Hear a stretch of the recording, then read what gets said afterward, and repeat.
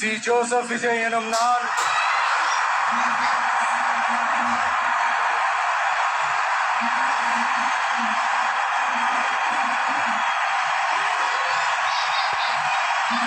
சட்டப்படி அமைக்கப்பெற்ற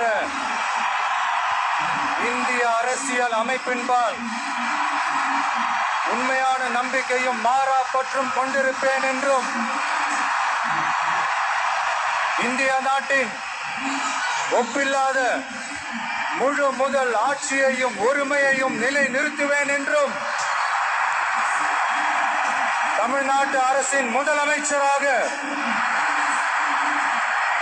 உண்மையாகவும் உளச்சான்றின்படியும் என் கடமைகளை நிறைவேற்றுவேன் என்றும் அரசியல் அமைப்பிற்கும் சட்டத்திற்கும் இணங்க அச்சமும் ஒருதலை சார்பும் இன்றி விருப்பு வெறுப்பை விலக்கி பலதரப்பட்ட மக்கள் அனைவருக்கும் நேர்மையானதை செய்வேன் என்றும் ஆண்டவன் மீது ஆணையிட்டு உறுதிமொழிகிறேன்.